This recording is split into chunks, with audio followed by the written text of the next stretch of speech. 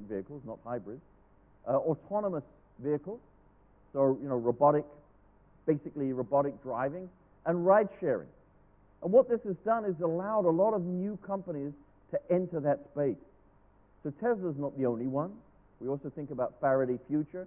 This is LeEco that launched their car concept earlier this year. But also Tencent has Future Mobility, and there's Next EV, and these are Chinese startups that are already in Silicon Valley doing their work. And so all of these startups are recognizing that today's automotive industry is completely different from what it used to be. It's not about hardware anymore, all about the software. Connected mobility, maintenance monitoring, driver assistance, autonomous driving. These are the factors that are really bringing about change in the automotive industry. The other thing we know about disruptive startups is they have no mercy. They don't care about your legacy business. They don't care about tradition and the way things have always been done in your industry. They don't care at all. They're going to come in and completely, mercilessly change things.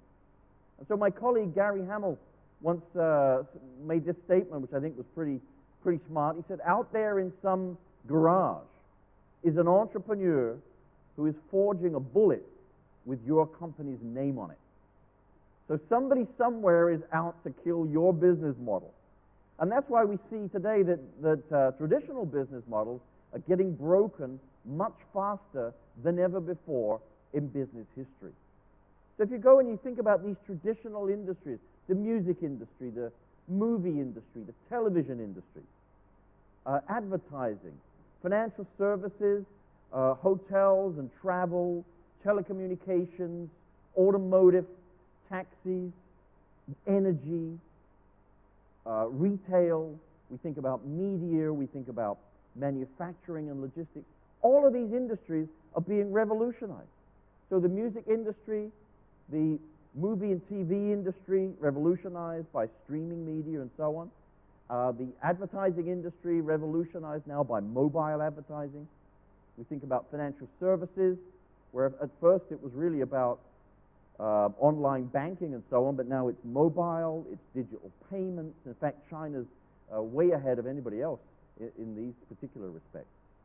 The travel industry, revolutionized by online travel services, but also companies like Tujia offering basically the Airbnb concept. Telecommunications, how do you compete with free? If you're a telecom company, how do you compete with free calls, with free video conferencing? It's pretty impossible. The automotive industry, we've talked about already, connected mobility, electric, players like Didi.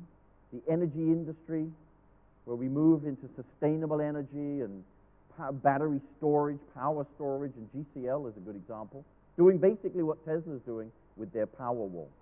E-commerce, again, I don't need to tell you anything about what's happening here in terms of mobile e-commerce, the media revolution, but also we talked already about the factory of the future, Industry 4.0, the industrial internet. All of that is changing the way we manufacture, but also the way we run logistics. And then we have things like 3D printing and the drones for that last mile delivery. So basically all these industries, all of these business models have been transformed and are being transformed.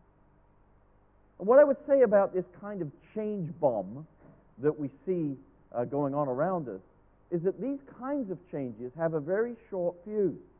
They don't take 30 years to revolutionize things. They may take 3 years. And when they do it with a big bang. Everything is transformed.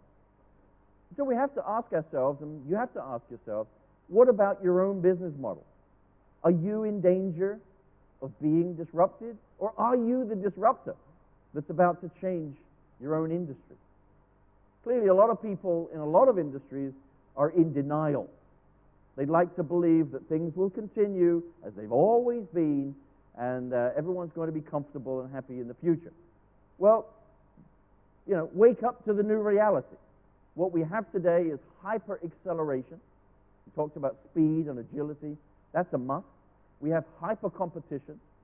So it used to be, we've talked about brands like Xiaomi or Apple or Samsung or whoever suddenly are inundated with competitors in the same field.